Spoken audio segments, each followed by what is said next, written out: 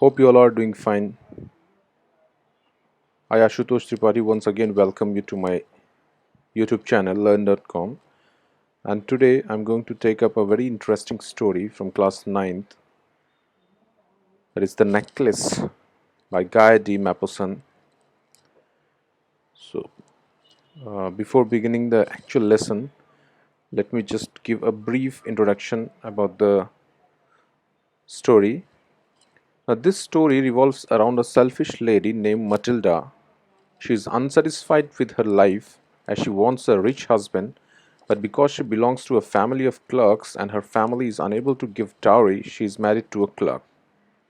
One day, both the husband and wife are invited to a party at the minister's house, but Matilda does not have good clothes and jewels to wear at such a party. Her husband suggests her to buy a dress and ask an old friend for a jewelry. She then borrows a necklace from her friend and goes to the party. What happens next proves to be a lesson for the unhappy lady. Now, what happens next, how they come out of that situation, we come to know from the story. And basically, there are three important characters in the story: Matilda, or Madame Loisel, her husband, Mr. Loisel, and Matilda's old friend, Madame Forestier. Let me, in a very short, tell you about all the three characters. Now, Matilda, who is the prominent character or the central character of the story, is a very pretty young lady. She always wanted to have a rich and luxurious life.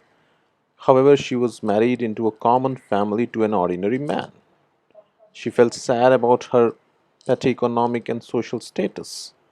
Which she got when she got invitation, she wanted to pretend as a rich woman. She is a woman who sought the praise and admiration of others. Matilda is a woman lacking wisdom and prudence. About Mr. Loisel, he is a very simple man working as a clerk. He loves his wife a lot and does everything to make her happy. When Matilda loses the borrowed necklace, he uses his hard earned saving to buy a new necklace. He works really hard to repay the debt they had incurred. And about her friend, that is Madame Forestier, she is a good friend of Matilda who has risen above Matilda in social status.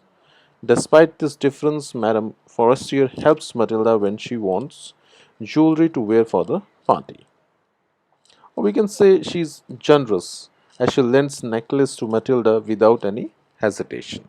So this was all about the characters. Now let's begin the lesson. With the next slide. Yes, here. The necklace part 1. Here we are going to cover the part 1. So I'll read out the lesson to you and then explain it side by side. So Matilda was a pretty and charming girl, born, as if by an error of fate, into a family of clerks. She had no means of becoming known, understood, loved, or be wedded to an aristocrat, and so she let herself be married to a minor official at the Ministry of Education.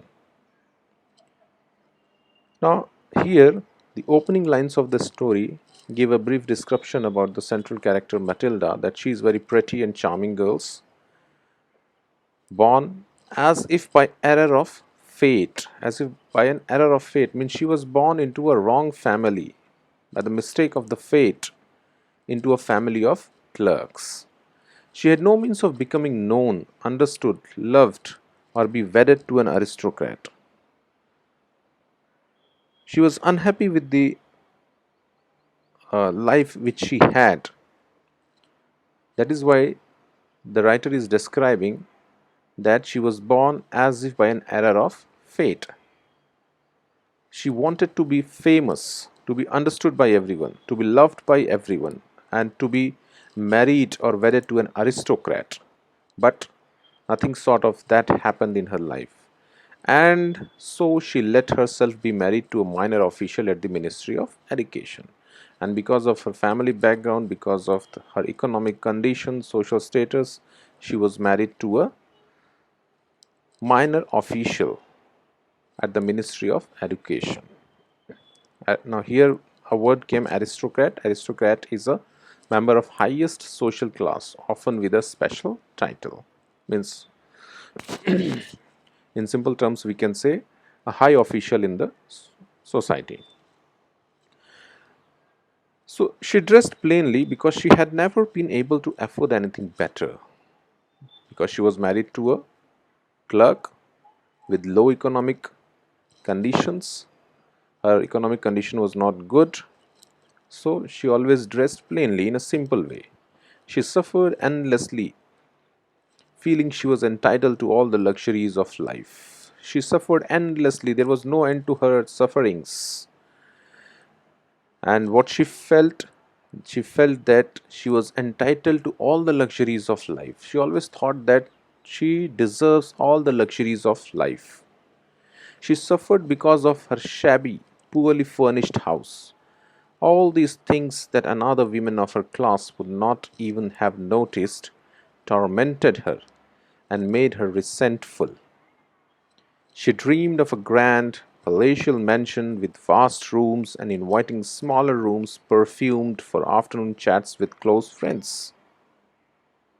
We can say she was unhappy with the apartment's shabby walls and the worn out furniture. She always wanted a luxurious life with all the luxuries around her.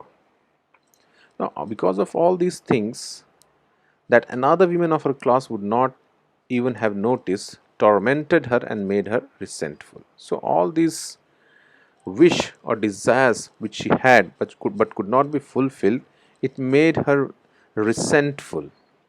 See, resentful means expressing bitterness. She became very bitter in nature and tormented, sorrowful. Her mental situation was very sorrowful. She dreamed of a grand palatial mansion with vast rooms and inviting smaller rooms perfumed for afternoon chats with close friends. These are all things which she desired. She dreamed of a grand palatial mansion. Mansion is a large house, you can say a bungalow, a large and imposing house. She wished to have a mansion where she would be having very big rooms, then smaller rooms, perfumed for afternoon chats with close friends. And in these rooms, she would spare her afternoon time with her close friends, chatting with them. So these were her desires, and none of them could be fulfilled. Yet she had no rich dresses, no jewels, nothing. And these were the only things she loved. So, practically in her life, she had no sign of richness, no rich dresses, no jewelries, nothing. And the irony of the life is that she loves only these things. She wanted so much to charm, to be envied, to be sought after. To be sought after means she always wanted that people should notice her, admire her, and praise her. She had a rich friend, a former schoolmate at the convent, whom she avoided visiting because afterward she would weep with regret, despair, and misery. Now, she had a rich friend. A friend of her became very rich. The friend surpassed her in social status. Now, her friend's social status was far better than Matilda's social status. But Matilda avoided visiting her because once she visited her friend, she would weep with regret, despair, and misery. Means after looking at her friend's lifestyle, she would regret because she also deserved all those things. This was her thought. One evening, her husband came home with an air of triumph, holding a large envelope in his hand. Look, he said, here's something for you. Now, one fine evening, her husband came back from his office. He had a sign of victory. Triumph means victory, means he was looking very happy. He was holding an envelope in his hand and he showed the envelope to Matilda and said, see, what's here? Here's something for you. He told her, I've got something for you. She tore open the paper and drew out a card on which was printed the words. Matilda very excitingly took the envelope from her husband, tore it open, and she saw it was an invitation and on which the following words were printed. So this quoted sentence, see, from here to here. This is the matter of invitation matter which was printed on the invitation card. Now, what was printed? These words are: the Minister of Education and Madame Georges Ramponneau request the pleasure of Monsieur and Madame Loisel's company at the Ministry on the evening of Monday, January 18th. So here it was an invitation whereby this couple was invited to a party, and who gave the party? Madame Georges Ramponneau and Monsieur. This here I have mentioned here. M stands for Monsieur and MME stands for Madame. Actually, the story is written by a French writer, so he has used these French words. Normally, in English, we use Mr. and Mrs. Similarly, in French, they use, instead of Mr., they use Monsieur and Madame for Mrs. Now, instead of being delighted as her husband had hoped, she threw the invitation on the table resentfully and muttered, "What do you want me to do with that? And what do you expect me to wear if I go?" Now, her husband thought that after having a look at the invitation, she would be delighted, she would be happy. But on the contrary, she threw the invitation on the table. Matilda threw the invitation immediately and muttered, "What do you want me to do with that? And what do you expect me to wear if I go?" She asked her husband that, "What should I do with this invitation? It's of no use to me, because I don't have anything to wear and go to the party." He hadn't thought of that. He stammered. Now, Mr. Loisel had not thought of this thing, that she is not having anything to wear, anything good to wear for the party. "Why, the dress you go to the theatre in, it seems very nice to me." Now the husband suggests of an old dress which she occasionally wears while going to the theatre, and he tells her that it seems very nice to me. He stopped, stunned, distressed to see his wife crying, but she was not at all listening to whatever suggestions Mr. Loisel was giving, and she started crying. As a result, Mr. Loisel was stunned, and he was very much depressed to see that his wife was crying. "What's the matter? Let's see, Matilda, how much would a suitable dress cost?" Now he has a new suggestion. Looking at the situation, he suggests the wife, that is Matilda, to buy a new dress, and he asks her how much a new dress cost. She thought for a moment, computing the cost and also wondering what amount she could ask for without an immediate refusal. Immediately, Matilda started computing the cost, started calculating the cost, and she always wanted to tell a handsome amount which Mr. Loisel could not refuse. At last, she answered hesitantly. Hesitantly means with a sense of hesitation. With an hesitation, she told him, "I don't know exactly, but I think I could do it with 400 francs. She tells her husband that she is not sure about the cost of a new dress, but a sum of 400 francs would be fine for her. He turned a little pale as soon as he heard the amount. The color of his face changed. He turned a little pale because he had been saving the exact amount to buy a gun for hunting summer in the country near Nanterre with a few friends, because it was exactly the same amount he has been saving for many months, many years. He also wanted exactly 400 francs because he had planned to buy a gun with the help of which he would go hunting with his friends. in the country near Nanterre. However, he said, "Very well, I can give you 400 francs, but try and get a really beautiful dress." However, he agrees to pay a sum of 400 francs to his wife, and finally they agree to go and have a dress.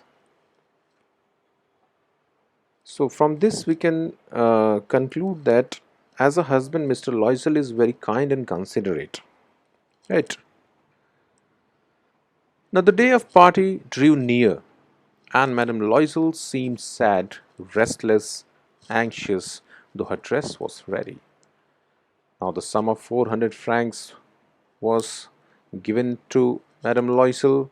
She bought a new dress, but as the day of the party approached, she again looked very distressed, restless. Now Mr. Loisel was amazed. Now what happened? Why she is looking to be so sad and restless? One evening her husband said to her, "What's the matter? You've been acting strange these last 3 days." Again Mr. Loisel asked her, "Now, since you've got the dress, what's the matter now? You're not looking happy." She replied, "I'm upset that I have no jewels, not a single stone to wear. I would rather not go to the party." Now she put forth a second demand.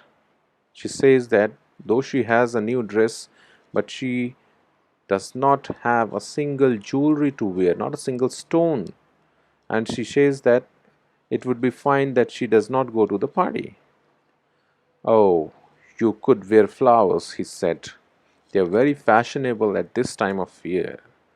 At this, Mr. Loisel suggests her that she could wear flowers, and these flowers are very fashionable at this time of year. But she was not at all convinced from this suggestion. The next day she went to her friend's house and told her of her distress. Distress. So immediately next day, Matilda goes to her friend's house and tells her about her situation, about her problem. Madame Forestier went to her mirrored wardrobe, took out a large box, brought it back, opened it, and said to Madame Loisel, "Choose, my dear." As soon as Madame Forestier listens to her problem, she goes inside, brings out a huge box, and opens it, which contains a lot of jewelry, and tells Matilda to choose whichever she likes. First, Matilda saw some bracelets, then a pearl necklace. She tried on the jewelry in the mirror. She tried a lot of jewelries with bracelets, necklace, and jewelry, standing in front of mirror, trying each and every jewelry. She kept asking, "You have nothing else?" And she always kept on asking if she had something better to wear. "Why? Yes, but I don't know what you like." Madame Forestier says that, "Yes, I have many, but I exactly don't know which what type you are asking for or which jewelry you like." Suddenly she discovered in a black satin box a superb diamond necklace, and her heart began to beat with uncontrolled desire.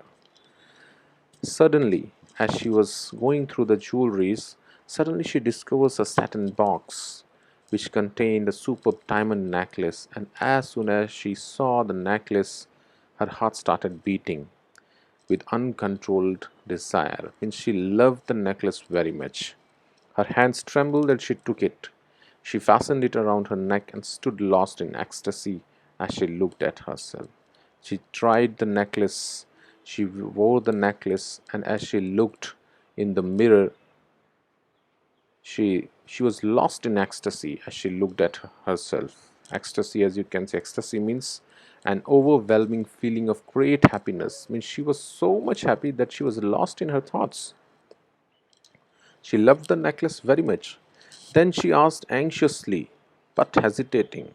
She, uh, with hesitation, she asked, "Would you lend me this? Just this?" She asked her friend if she could lend her that necklace. "Why, yes, of course." And the friend, Madame Forestier, said that yes, certainly she can lend her. She threw her arms around her friend's neck rapturously, then fled with her treasure. So she was very much happy with her friend. She hugged her and then took the necklace and went back home. The day of the party arrived. Madame Loisel was a success. Finally, wearing the new dress and the diamond necklace, she went to the party, and it was a success. It was a success means she was looking very beautiful, very pretty and charming with that necklace and new dress. She was prettier than all the other women, elegant, gracious, smiling, and full of joy. She danced wildly with passion, forgetting everything in the triumph of her beauty and success, floating in a cloud of happiness. So she was totally enjoying that moment. She forget everything, all the miseries of her life, and she was floating in the cloud of happiness and in the triumph of her beauty and success. Matilda and her husband left at 4 o'clock in the morning. Finally, the party was over, and they left the party at 4 o'clock in the morning. And when they were finally in the street, they could not find a cab. They came out into the street. They were searching for a cab, but not a single cab was available. So they walked down toward the sign till they found one. So they walked down towards the sign till they found one. Sign is the river in France. They were dropped off at the door in the Rue de Martyrs, and sadly it was all over for her. Finally, the cab dropped the couple to their home, and as it is mentioned, sadly it was all over for her. Means that happy moment, that short, happiest phase of her life had just passed. It was like a dream to her. That was the life which she had always desired for. But sadly, everything was over. Now, in front of the mirror, she took a final look at herself in all her glory. So she went inside her room. She thought of having one more look into the mirror, how she looks, and she stood before the mirror. But suddenly she uttered a cry. She no longer had the necklace around her neck. But as soon as she looked at her in the mirror, she cried loudly because the necklace was not to be found. It was not around her neck. "What is the matter?" asked her husband. And the husband comes in asking what was the matter, why she was crying. She turned towards him panic stricken. I've, I've, I no longer have Madame Forestier's necklace. She was stammering. She could not tell what has happened. And finally, she tells her husband that the necklace is missing. She cannot spot the necklace anywhere. He stood up distraught. What? How? That's impossible. And even the husband, that is Mr. Loisel, was surprised because that was an impossible thing to happen to them. It was a borrowed necklace. Distraught means worried, and panic stricken means with a sudden feeling of fear. So, this was all about the part 1 of the story, The Necklace. The next part I'm going to cover in the next video, that is part 2.